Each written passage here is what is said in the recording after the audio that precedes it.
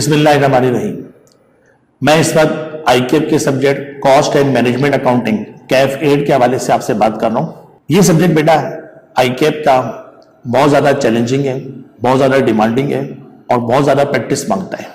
इस चैप्टर के अंदर आईकेप ने सिलेबस को कुछ एरिया में डिवाइड किया हुआ है, जहाँ पर ना सिर्फ आप मैन्युफैक्चरिंग कंपनीज की कॉस्ट कैलकुलेट करना सीखते हो, बल्कि एक सबसे इंपॉर्टेंट काम डिसीजन मेकिंग भी सीखते हो। किसी भी मैनेजमेंट अकाउंटेंट का बेसिक काम डिसीजन मेकिंग होता है। इस सिलेबस को पढ़ने के बाद आपका आईक्यू लेवल, मेंटल लेवल बहुत डिफरेंट हो जाता है। चीजों को ऑब्जर्व करने की आदत बदल जाती है और फिर उसके जरिए डिसीजन मेकिंग करने की आदत भी पड़ जाती है। ये बिल्कुल एक आइसोलेटेड चैप्टर है, इसका फाइनेंशियल अकाउंटिंग से कोई ताल्लुक नहीं बनता। ठीक है जी। इसका इन्होंने पेपर पैटर्न भी चेंज नहीं किया आईकेप ने। इसमें कोई एमसीक्यू शामिल नहीं है और इसके अंदर कोई सेक्शन वाइज पेपर डेवलप नहीं होता। आपके पास जितने भी क्वेश्चंस आते हैं सारे आपको अटेम्प्ट करने होते हैं। ज्यादातर चैप्टर ऐसे होते हैं जो कि इंटीग्रेटेड होते हैं, मुख्तलिफ चैप्टर मिलाकर क्वेश्चंस बना दिए जाते हैं।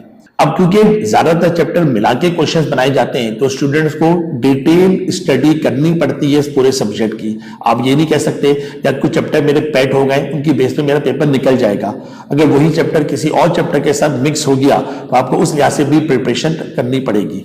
ये एक मैंने कहा था डिमांडिंग सब्जेक्ट है। क्यों? इसको पास करने के लिए कॉमन सेंस बहुत ज्यादा चाहिए।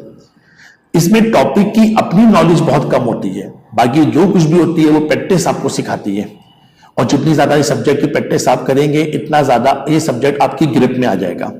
इसमें मुख्तलिफ कॉस्टिंग मेथड रखे गए कि सर अगर आप जॉब ऑर्डर कॉस्टिंग पे काम करो तो कॉस्ट कैसे निकलेगी, अगर आप सर्विस ऑर्गेनाइजेशन हो कॉस्ट कैसे निकालोगे, अगर आप एक जैसा प्रोसेस बार बार कर रहे हो कॉस्ट कैसे कैलकुलेट करोगे, अगर आप अपने स्टैंडर्ड कॉस्ट को फॉलो कर रहे हो तो कॉस्ट कैसे कंट्रोल करोगे, वेरिएंस कैसे कैलकुलेट करोगे, फ्यूचर की बजट्स कैसे बनाओगे, उन बजट्स को बनाने के दौरान अगर कोई लिमिटिंग फैक्टर बीच में आ जाए तो लिमिटेशन पे रहते हुए किस तरह से डिसीजन मेकिंग करोगे।